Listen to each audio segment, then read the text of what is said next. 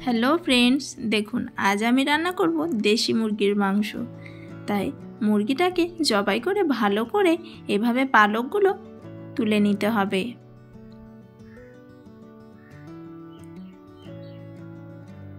দেশি মুরগির মাংস মানে শুধুমাত্র হাড়, কিন্তু এর স্বাদ পোলট্রির মাংস থেকে অনেক অনেক গুণ বেশি।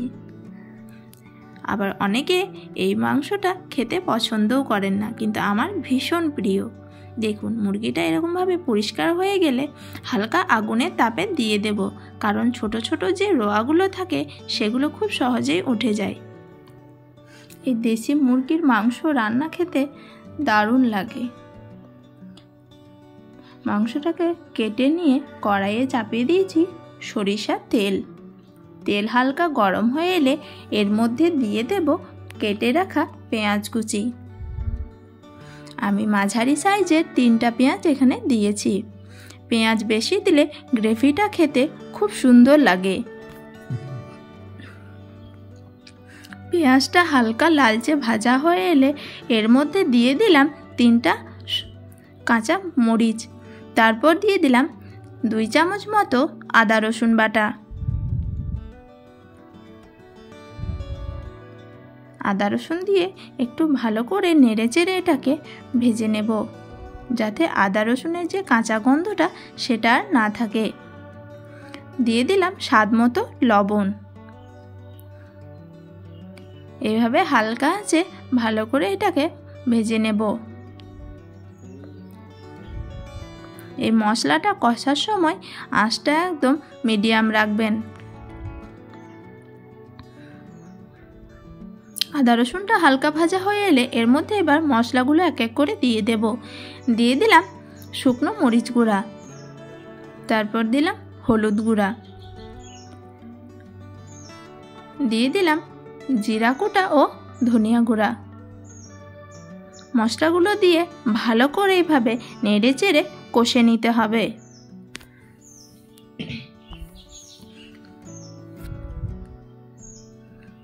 মশলাটা সামান্য কষা হয়ে এলে এর মধ্যে দিয়ে দেব 2টা টমেটো। দেখুন টমেটো দিয়ে ভালো করে এইভাবে নেড়েচেড়ে টমেটোকে গলিয়ে নিতে হবে। আমাদের মশলাটাও কষা হয়ে এসেছে। এই মুরগির মাংস রান্না করতে মশলাটা যত পরিমাণে কষাবেন তত খেতে টেস্ট বাড়বে। আমি এই মশলাটা অনেকক্ষণ ধরে কষে রান্না করি, আর আঁচটা একদম মিডিয়ামে রাখলে মশলাগুলো পুড়ে যায় না, খুব সুন্দর একটা ফ্লেভার আসে। মশলাটা কষানো হয়ে গেলে এর মধ্যে দিয়ে দেব কেটে রাখা মাংস। দেখুন মাংসটা দিয়ে ভালো করে কষে নেব।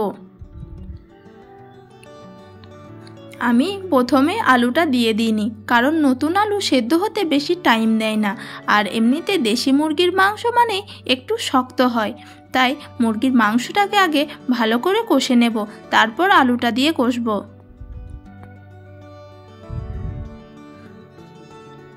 এই নতুন আলু দিয়ে দেশি মুরগির মাংসের ঝোল দারুণ লাগে খেতে। রুটি কিংবা ভাতের সাথে অসাধারণ লাগে। দেখুন আমাদের মাংসটা অনেকটাই কষা হয়ে গিয়েছে।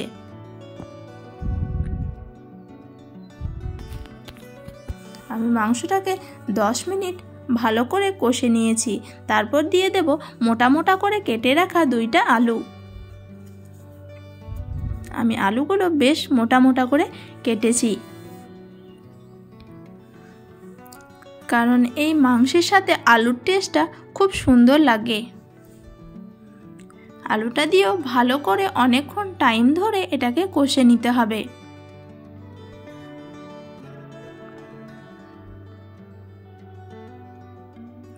এই আলু ও মাংস থেকে বেরিয়ে আসা জলটা একদম টেনে যাওয়া অবধি ভালো করে কষে নিতে হবে।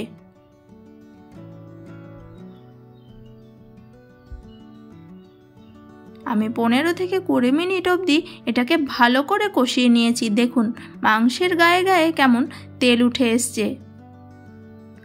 এইভাবে আপনারাও ভালো করে কষিয়ে নেবেন। এত সুন্দর একটা গন্ধ বেরোচ্ছে, আর এখনই দেখুন দেখতে কতটা সুন্দর লাগছে।